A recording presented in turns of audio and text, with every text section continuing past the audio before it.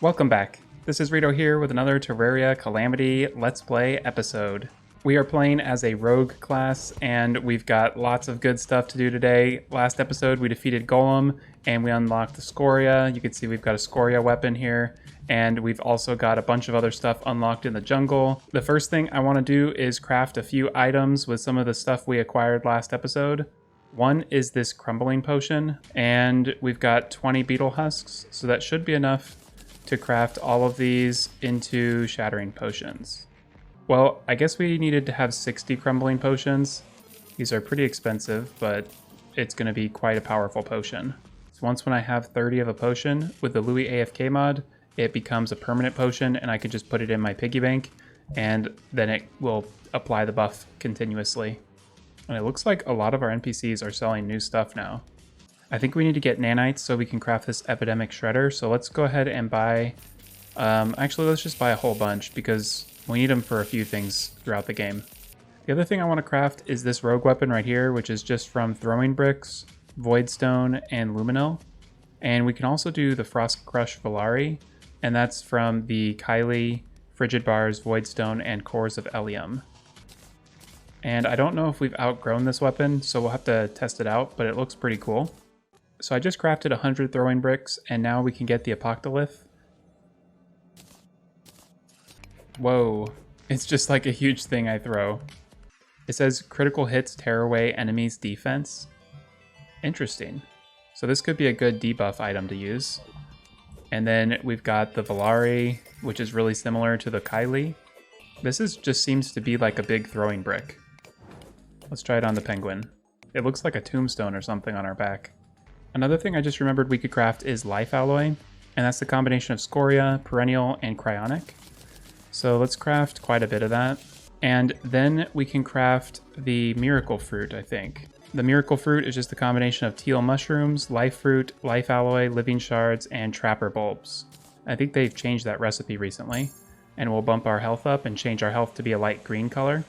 And it looks like with life alloy we can craft a few other things. I'm looking at this rogue weapon right here. It requires infected armor plating. I assume this is going to be in the jungle, maybe from the Plaguebringer Goliath or something. Let's head on over to the dungeon and be careful not to spawn the Lunatic Cultist event. The main thing we're coming down here for is to fight paladins and get a paladin hammer, because we can do an upgrade to the paladin hammer, which would be pretty awesome. Oh my goodness, there are some enemies down here. This is getting pretty crazy. Wow. Oh my gosh. What the heck? This is insane. I don't know if we're going to be able to handle doing a Zerg potion down here. Although we are getting a lot of self-heal. So that's like the one thing that's helping us here. We're getting so much self-heal actually. I'm not sure where the Paladin is. Oh my gosh, we gotta go to a different part of the dungeon. We've been so overrun on that part. Ooh, I see another Paladin spawned. Let's try to find him. There we go. There's the Paladin. Well, we just need to hang out in this area because apparently we've got Paladins. We're gonna have to use one of those loot magnets and pull in all this stuff. There's so much loot everywhere.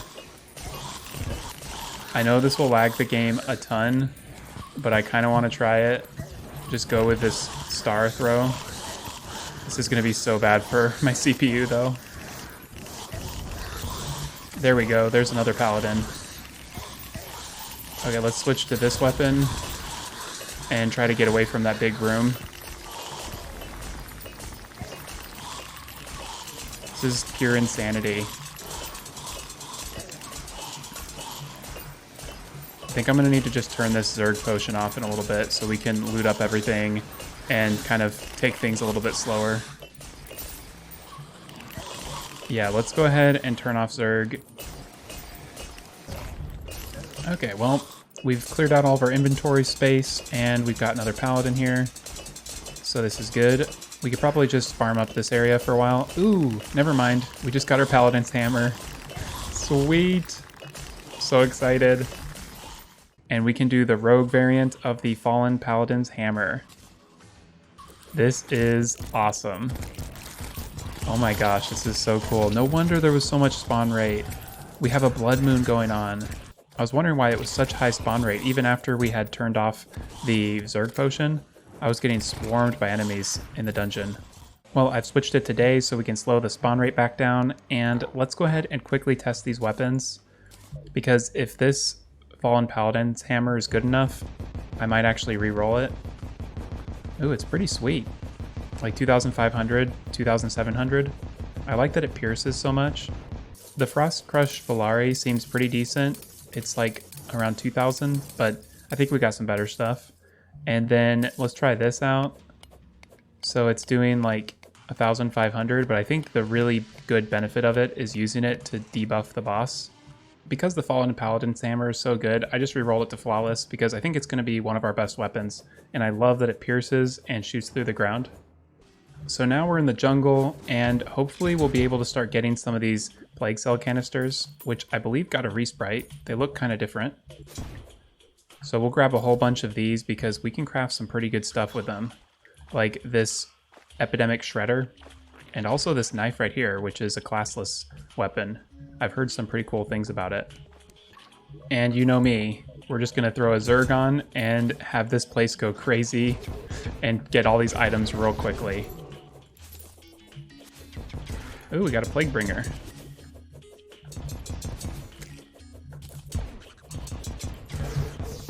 Ooh, taking some damage from these turtles though.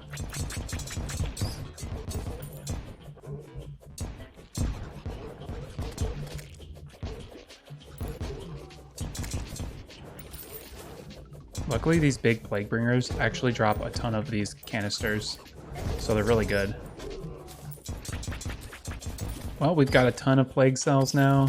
I think we've got, yeah, 84. That's probably enough. So let's head back to base, and ooh, we could do a Martian event. Let's do it. Sweet, Martian Madness. This is so fun. When we got a Zerg potion going on.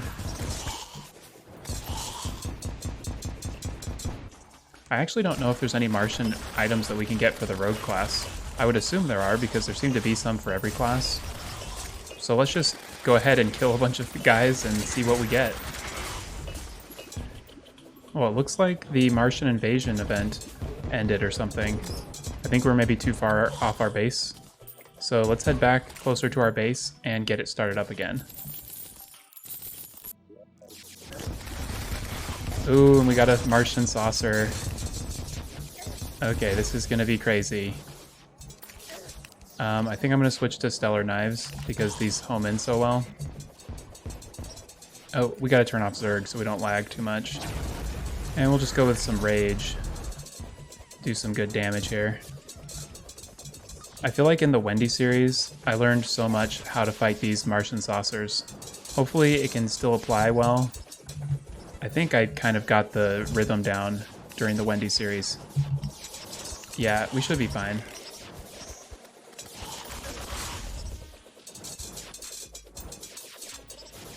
I used to think these saucers were so difficult, but once when you get the pattern, it's not bad. This is such a fun weapon. I love the Paladin's Hammer. Back in just vanilla Terraria, I remember farming up the Pumpkin Moon with the Paladin's Hammer on console. I felt so cool with that piercing weapon.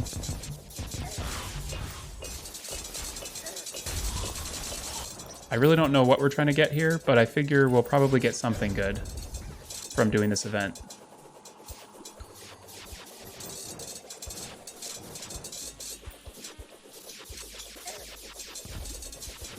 In fact, we don't even need to be flying. We can just kind of do this on a platform right here. That's actually quite easy. And here's another saucer down. Got a laser drill.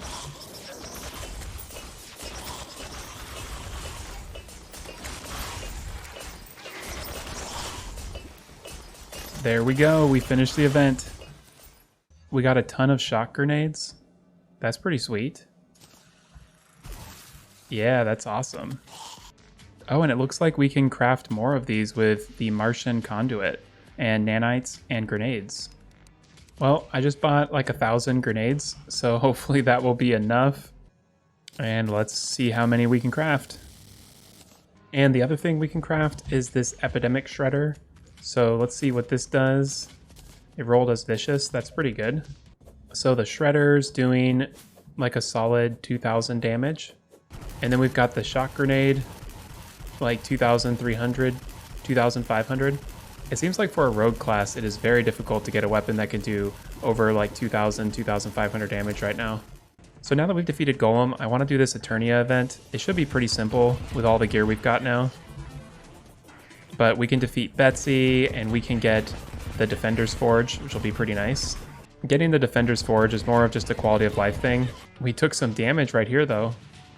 This is crazy. It spawned so close because we didn't have enough space for it. So I'm noticing that our crystal's actually not restoring health. So I think I'm just going to reset this, and that way we can go ahead and do it more appropriately and maybe set our crystal right here or something. That way we can have a little bit more space. And this time I'm going to be really careful not to let anything in like the first phase damage my crystal. So it looks like this new arena that I'm doing is actually worse because most of the enemies spawn underground. But if we had like a flat arena with piercing weapons, this would be much easier. Man, it seems like there's more enemies or something. Or maybe I'm just really underpowered for this or using the wrong items. But I've like never really had too much of a trouble with this. Well, we at least spawned Betsy with like the most unideal setup ever. Well, I didn't like losing the Dungeon Defender event, so I've created a different arena, and it's very flat, looks pretty good, so I think we're going to be good to go. And I want to use this weapon right here, the Deep Wounder, so I think this pierces through them all. Well, it's getting pretty crazy.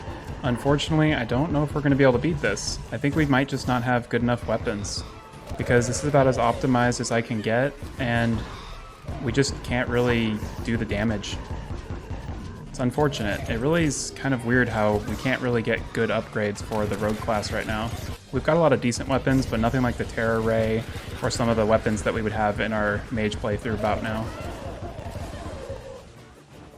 Although we've gotten through this phase, so let's knock out all the guys on this side. And we just need to kill the ogre. And then hopefully we have time to kill Betsy fast enough. I'm a little bit concerned about killing Betsy in time because I know she's very tanky. And we already have the next phase of enemies coming. Okay, well let's just go ahead and shoot this stuff off at Betsy and hope we can do enough damage. It's kind of our only bet here is to DPS Betsy fast enough. So let's try these items right here. Oh no, I don't think we're going to be able to do it. Oh, this is such a bummer. I've wasted so much time on this. Yeah, we only got Betsy down to like 50%. Although, I think we do have enough metals by now. We've got 86 metals. I think we've got enough to buy the Defender Forge that I wanted. And there we go, we can get it. And that is something we can upgrade to be a mobile Defender's Forge. We just need Souls of Flight, Night, and Light. And now we can craft the final mobile storage unit for the Luiafk mod. It's the mobile all-in-one chest and merchant. And this one is so cool because it gives you a piggy bank, a safe, the Defender Forge, and the Fairy Merchant.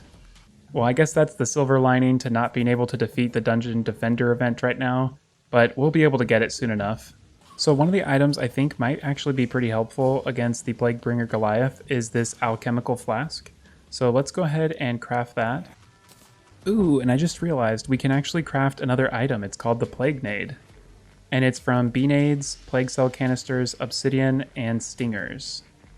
So first, we need to craft a ton of Bee Nades, although these are quite expensive because we need to have lots of the Queen Bee wax. And now we can craft some Plague Nades. Ooh, this is actually really good. Like 3,000 damage. It might actually be worth crafting a bunch of these. They seem to be pretty powerful. I think that'll be a good thing to do in between episodes. I can farm up a bunch of Queen Bees. Basically, all I'll need to do is go down here and buy the summons from this guy. And we can buy like 10 of these. In fact, let's farm up a couple queen bees just for the heck of it. If we're comfortable enough with this fight and not getting hit, we can even use Armageddon, although it can be pretty crazy, so I may just farm it up like this because it's a little bit easier. So we've already got 2 bags, and in 2 bags we got 43 beeswax, and we got bee nades. Okay, so that's good. And it's also a pretty good way to make money because we're selling all those ingredients. So like I said, I'll go ahead and farm all that up so we can have 1,000 plague nades by next episode. And then it'll be time to fight the Plague Bringer Goliath. I have a feeling it's going to be extremely difficult because I'm not feeling that powerful with the gear we've got right now. So I may need to do a little bit of research and see if there's any items we can get that will help us out on that boss. So definitely stay tuned for next episode. We might have a death montage. We might not. We'll see. Anyways, if you're enjoying these videos, be sure to like and subscribe. Thanks again for watching, and I'll see you next time.